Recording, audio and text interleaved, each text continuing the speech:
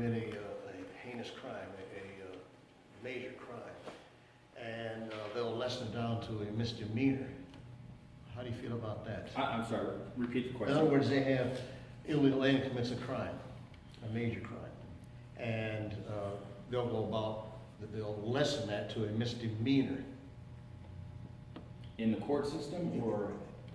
So let me try to answer your question. You bring up a good point, something I didn't really touch on because I'm trying to focus on the requirements of the Truth Act. So there are certain exceptions to us being able to hold an inmate longer than they ordinarily would be. So let's say we arrest somebody for a assault, a simple battery, nothing heinous, nothing violent, there's no weapons involved. But if this person has prior convictions for violent felonies, and we receive an ICE detainer, we can hold that person longer until ICE has a chance to talk to the person and investigate. So to answer your question, what is our opinion on anybody arrested, whether they're here legally or not, where they're arrested for a violent crime that's reduced to a misdemeanor or otherwise? It's part of our judicial system and our prosecutorial system. It's challenging, but we would like, law enforcement would like to see there to be adequate penalties for the crime, but we just understand that the court systems and the justice systems don't always have that ability. So don't necessarily agree with it, but we live and work within these parameters. Yes, sir.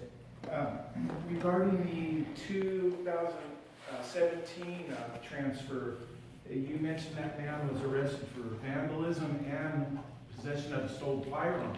Yes, sir. He bonded out. Any idea what the bond on that was? Off the top of my head, I don't know. For vandalism, I would have to look up our bail schedule. I would guess it's somewhere around 15,000. And again, I'd have to check our bail schedule. So that's what the bail amount would be. So the bond would be 10% of that. So. But as far as the stolen firearm, that seems like, well, we really don't want those people being released on low bond. Correct, and I can assure you that for the Hermosa Beach Police Department, if there's anybody who poses a danger to the community, if we can enhance bail and increase that bail to hold them longer to make sure they do go see a judge, we will do so. But you also mentioned that same individual, you found out later that he had more serious crimes in his past.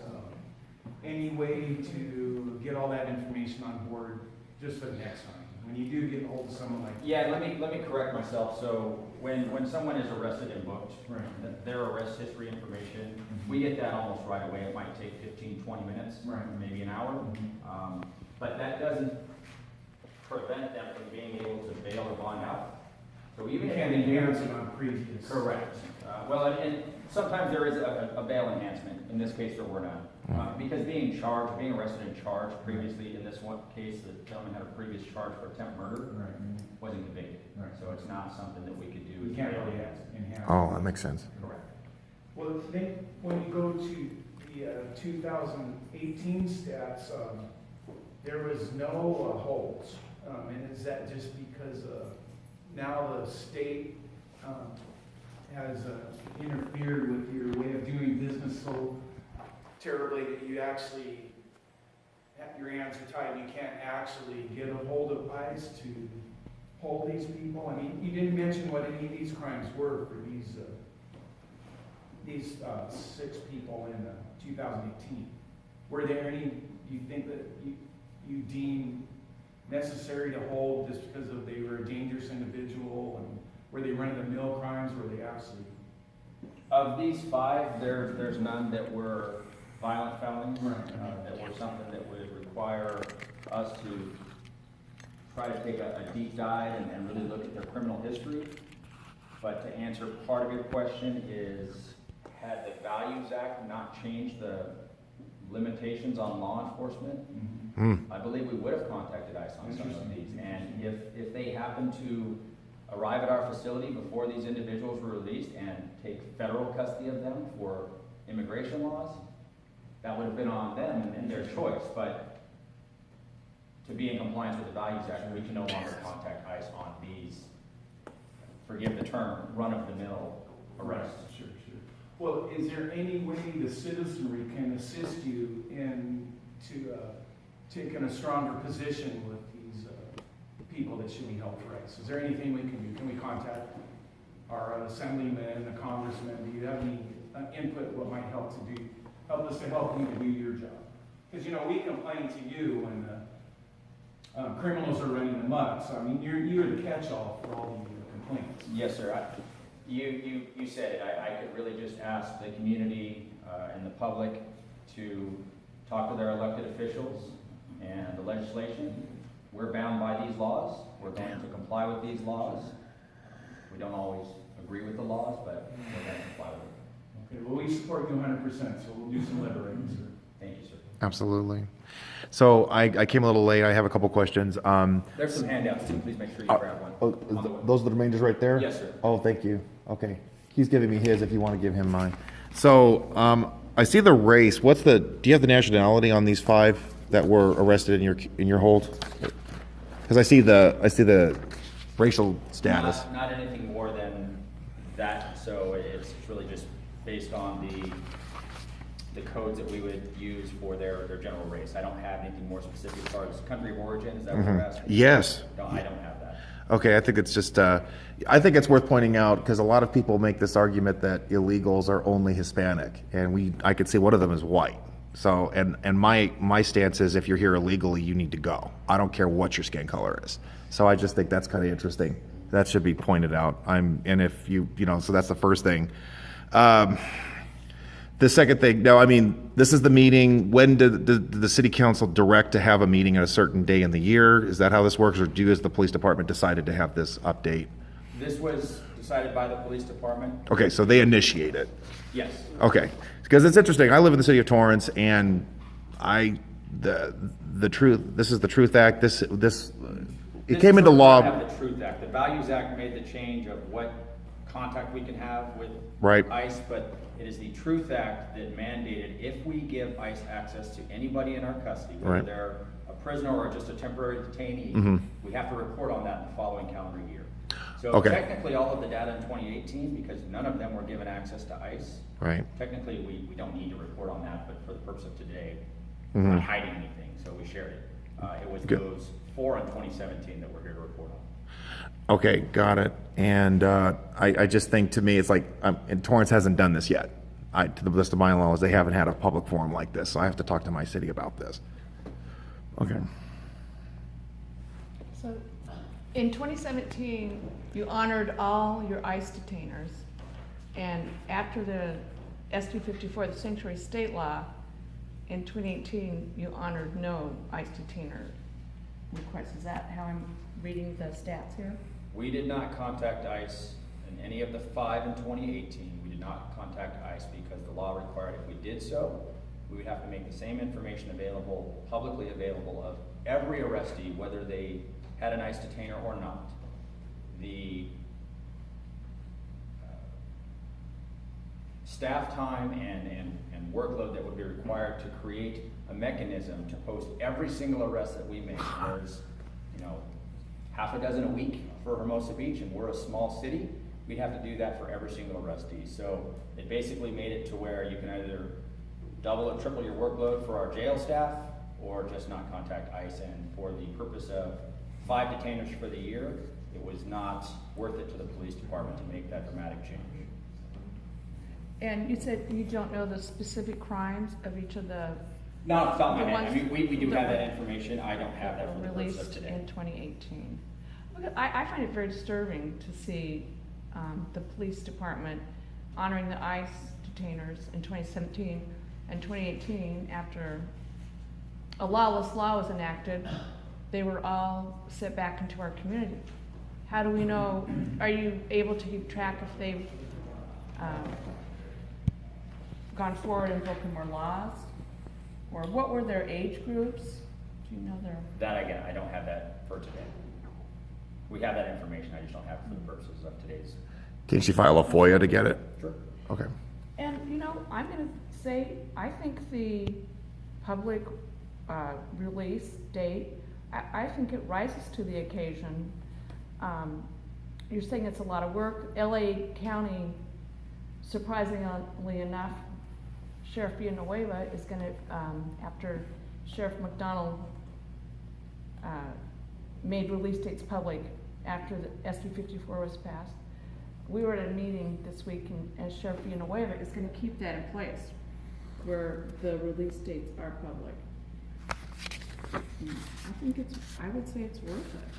So that ICE gives, when we have this incredibly lawless law, if you wanna call it that, SB 54, I think our counties and our cities should take whatever effort they can to get the information. And I appreciate that. Part of today's meeting, and this is even written in the language of the Truth Act, is to receive and consider public comment. I will take that public comment as part of the command staff here at the police department, back to my chief, and I agree with you. we'll discuss it. Thank you. And so now you're part of a union, right? The Hermosa Beach Police Officers Association. Is there Yes. some kind of an agency like that? Now, does the agency have the power to comment or lobby for certain laws? I mean, like you could to speak to the assemblyman on laws, issues. That would be the department head, the chief of police. Okay, that's his goal.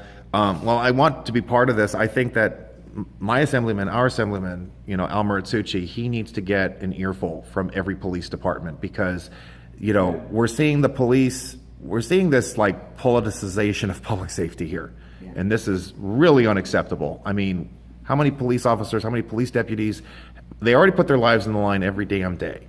And now we're making it harder for them to save their own skin as well as the rest of the community. I mean, Ronil Singh, I think somebody has his image. Police officer who was, gunned down by an illegal in Northern California. People should count their blessings they live here, but nobody's immune to this stuff. I mean, the crap going on in other parts of the county can come here. It does come here. And I want to see this police department, along with the other police departments, start to push back at our representatives, Ben Allen as well as Al Maritsucci. They voted, well, Al did not vote for SB 54. That's So I think he was heeding your concerns. But I mean, there's an ongoing chipping away at your powers, and I think it's time for every association to start pushing back and say, look, we want to retain good people, and we're not going to be able to do that if their lives are at risk and they can't even work with their federal colleagues. I want to see Hermosa Beach be part of that effort and say, look, Al, Ben Allen voted for this, and without even thinking twice. It's just, they're not the ones putting themselves in the street. We live our everyday lives. We don't live behind big gated communities. I want to see this police department really take this aggressive effort and push back and say, hey, you need to fix this or get rid of it, SB 54. This is just unconscionable. Lieutenant? Yes, sir. Hi, so my name is Milton McKinnon. I'm the acting chief of police here at the Hermosa Beach Police Department. Great.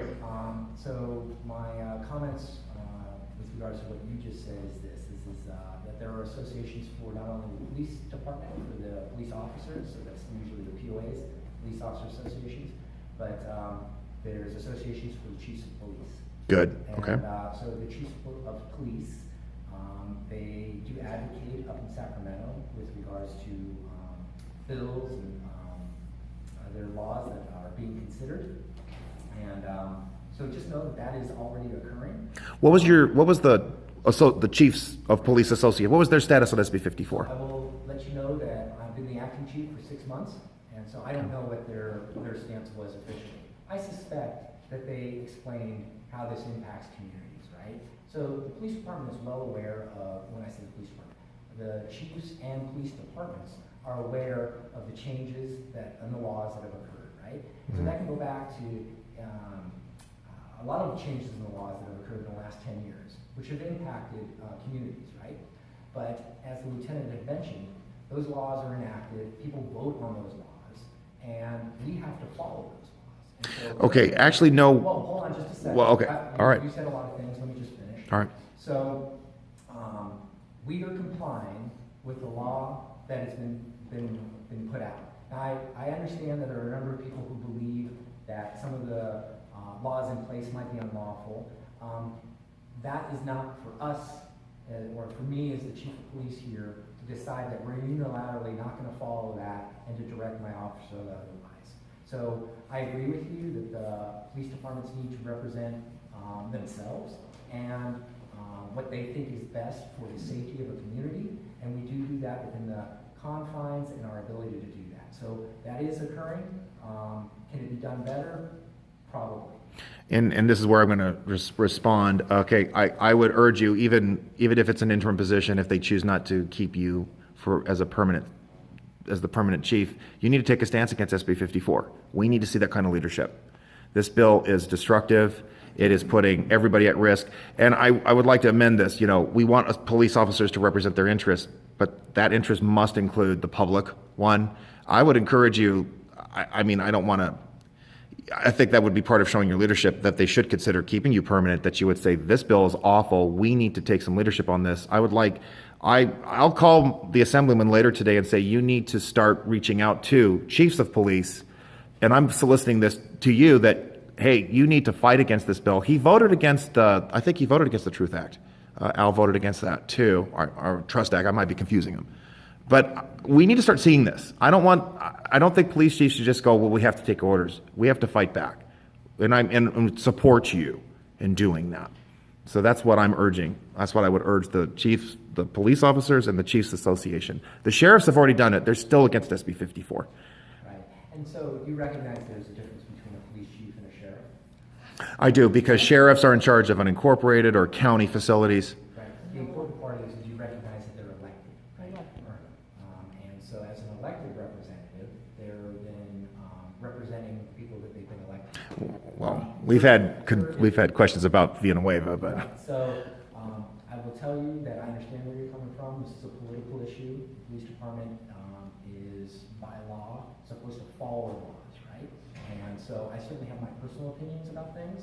And as a group, as an association, both POAs and chiefs, we can advocate for things, but I can't come out individually and support something like that. okay. So you'd have to wait for, you meet with your community of chiefs and then make a decision. So I Okay. just wanted to make sure. No, I understand that. Right? Okay. So I would say, let me phrase, speak with your fellow chiefs and urge them to double down in opposition to this and fight to change it. So everybody here in this room needs to understand that we are all members of a community as well.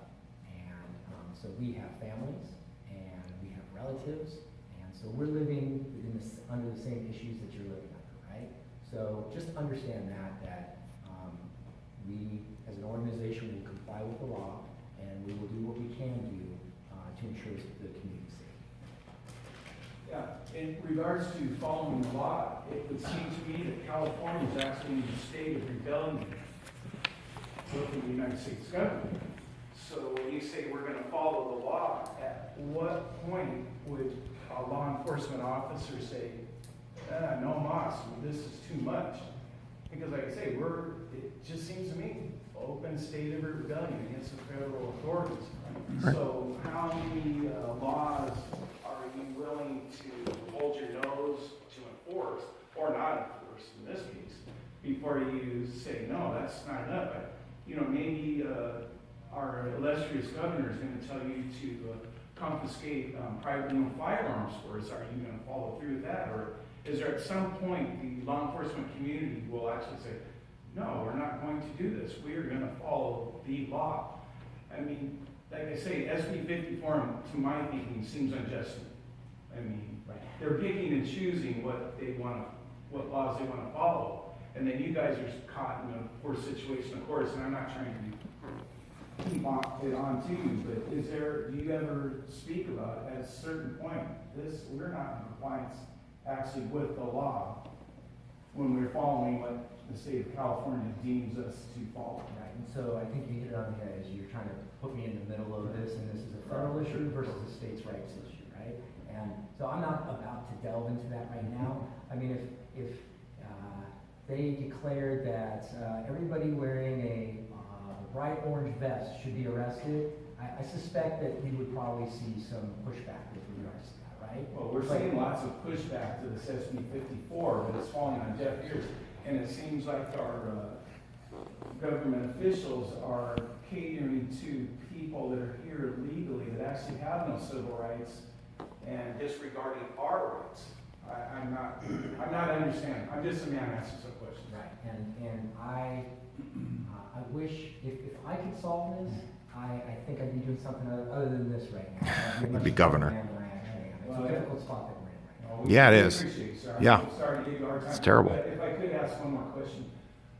Regarding the cost outlay of actually notifying the public on release Yes, dates. that's Have the you solution. actually crunched any numbers to see how much this really is? I mean, can we pass the hat? I mean, how much Right, so, would it cost to so for release us, this information, compile this information? right, so for us, it's a resource issue, and how does that actually happen? And so LASD was mentioned, that they're doing it. Doing it? Kind of a little bit bigger department than the Hermosa Beach Police Department, right? So we have 38 sworn officers here. LA County has approximately 10,000 sworn officers. And then a whole slew of professional staff that they. 17,000 employees. Thank you. So, at any rate, it is not within our ability at this time to do what you've asked. Would a volunteer force be able to do something like this? Just community-minded people volunteer? And I'm sorry to interrupt, but I just want to follow up. You're asking what it would take for them just to post the release dates? Post everyone's release How much date would it on the cost? website. How many man-hours would be involved to compile this information? Just to say they're going to leave at this time, this date, or A whatever? computer Okay. program I just wanted to ask, so. But maybe a volunteer So, staff. can I just say this? I don't know the answer to that question. Okay. It's been considered, and at this time, it's been rejected. It's something that we keep open. Who made that decision? Me. Oh. Oh. Oh. Well, so you- Why? So, as But- the but- act- but hold on why? just a second. So as the acting chief of police, that was considered. We discussed whether or not that was something that was feasible at this time, and it appeared that it wasn't feasible. Why? So I determined that we're not going to do it at this time. But if you made But- that decision, you must. But why? I'm just asking why. Can you just hold on a second, because I'm about to answer that. So we are keeping that open. We are investigating whether or not. Good. We're investigating whether or not that's something that we'll be able to do, and at this time, it's not within our framework to do. But again, we keep that open.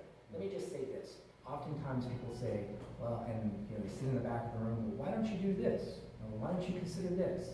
And all that stuff is great ideas, and sometimes it becomes oversimplified. Well, why can't you just put it on the website?